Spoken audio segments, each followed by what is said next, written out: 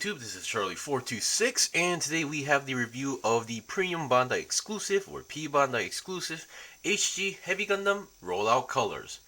Now, in a nutshell, this is the exact same kit as the Heavy Gundam we already got, but in its Rollout Colors, which is basically a white version.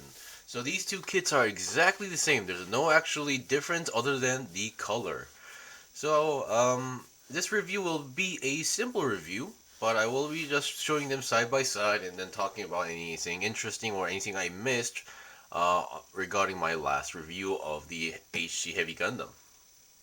Okay, so as usual, first of all, we're going to go with the components. So here we go. Now, first of all, what we get, of course, is obviously the mobile suit itself and its unique weapon. So I'm going to push them back a little bit more, and let's go here and here. Let's talk about the leftover parts, which is technically there are no leftover parts because it's the exact same kit as the Heavy Gundam, but we do get some leftover polycaps, so a good amount, so nothing too special there. And not exactly the leftover part, but we get some sticker decals. Now, usually we would get these in orange, but being the rollout color, we get them in a unique green color. And we have all the EFSF logos, 01s, and all the typical ones we usually see. And then here are the usual components. Here we have a sticker sheet. You only get 3 stickers. One is for the eye, obviously. The other 2 are for the head, camera, back and forward. And they're red for some reason. We get some Beam Saber effect parts, which once again, since I already showed these on my previous, or the first Heavy Gundam review, so I won't be showing you guys this. And we get the exact same beam rifle, nothing too special there. We get a trigger finger for it as well. So we only get three hands in total, 2 multi-purpose, and 1 trigger finger. And then its unique shield, or no, not unique, but its own shield. However, this shield kind of works a little bit different than you think. But it works exactly the same as the Heavy Gundam, which I'll show you guys once more. Okay, so now let's get them out from the stand and see what we got. Now, those who know already, the Heavy Gundam we got for the HG Origins is kind of different from the ones we already have from the Master Grade version we have, with that which is non-Origins, because the original Heavy Gundam, the Master Grade we have, which I don't have yet, is technically more brown color, but we got it in black instead. So that's more brown, and it's the head. Once again, I'm not sure if the Master Grade that was considered a visor or not, but that one has like stickerish eyes, but as well. But instead of your typical Gundam eyes, it also has like a visor-ish eyes, and it's yellowish gold. But while in the Origins line, we got it in red. I believe the weapon is pretty much the same, I think. But yeah, there are some differences, and also I'm not sure this is a difference, but the Heavy Gundam itself, now it's more like a Heavy Gundam, but while not the Heavy Gundam, I mean the full armor Gundam, not the Thunderbolt version, but the one we know, the typical green full armor Gundam. Now it's kind of based on that, but it's like the Heavy Gundam is like this. It's a full armor Gundam, but instead of having armor parts that can be cast off or can be taken off, the Heavy Gundam is like a built-in armor style. So that's why overall in the design, when you build the arms or legs, they kind of have this more bulky feeling than your typical slimish design. Okay, so for the rollout color, as the name can mention or imply, this is the rollout version of this. So it's technically the same mobile suit, but it's just not like fully finished, but it's still operational. So but once again, I think I do prefer the white color version for multiple reasons. Number one, the color, I mean, it's easier to film. Number two, instead of having a red visor in front, it has a really nice green visor. Hope my camera can take it. Yes, that's a nice green visor, which once again we don't have many as well at this point yet. In the Origins line, mostly we have red visors, so that's a very unique color touch. And also for number 3, this doesn't really apply to me, but I know out there's a lot of people who loves to color their kits or customize it, and coloring a black kit into an entirely different color is not the easiest thing in the world. I will have to say that. So you're gonna need a lot of like prime. You need to like prime it a lot. But since this one's in white, and depending on the color you're trying to use, you can pretty much apply it right off the bat. Of course, maybe the other black parts might get in the way, but however, it's going to be more easier to like for you to color with.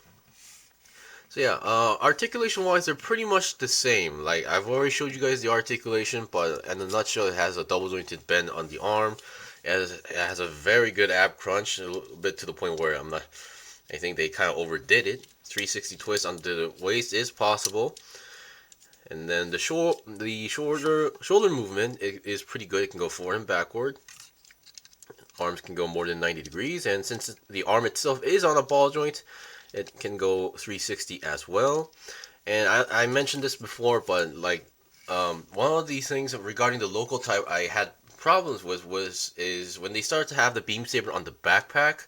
The beam sabers were very loose. They would be wobbly around. But this one, the way how they fix it is they actually just changed it into an entire hole instead of like having like a U-shaped hole. So now it's just stuck in there, not shaky anymore. So that's a very good improvement.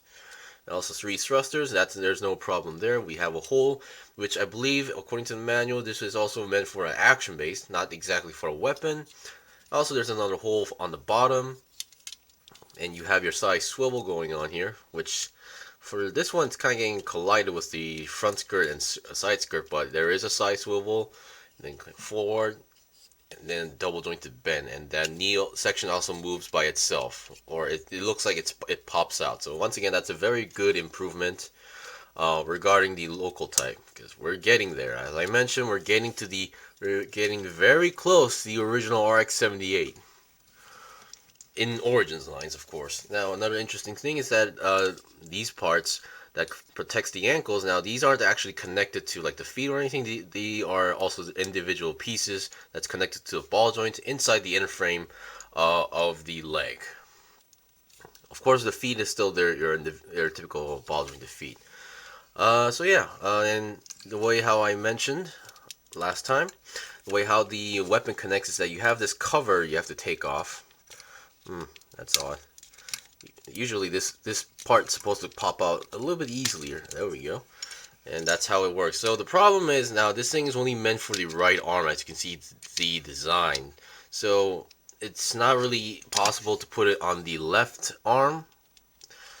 But because you have these handguards which can be popped out easily because they're on the peg. So the best solution I would say is to get rid of the handguard and then just somehow jam it in there.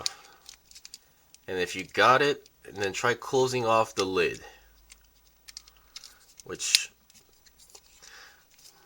yeah, or you might want to get rid of the hand itself and then try closing it, because once again this weapon is kind of meant for only one side arm only, so you're gonna need to work your way around.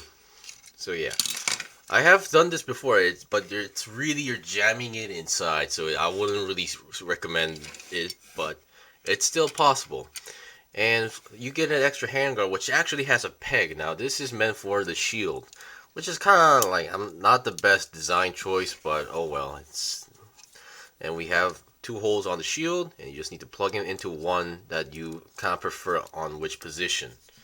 And the shield is foldable, and that yellow cross is a separate yellow piece. So yeah, and that's pretty much it. So if you build like a few local types, or if you built oh yeah, I should mention that the build itself is different from the local types we got until now, especially the legs in certain areas. So the build is not exactly as the same as the last local type, which is the one that has the Gatling gun on its arm.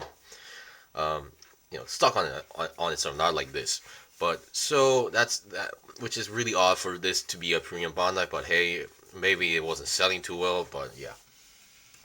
So anyway, that's pretty much it. So if you missed your chance to get the first Heavy Gundam, this was basically your second chance. Or if you were trying to like customize this, but you're having a hard time getting the right color with this one, this is the second one. The Rollout Color might be your best choice when it comes to coloring. So it's really up to you. So if you have like a certain purpose for this kit, I honestly suggest you go for the Rollout Colors for coloring.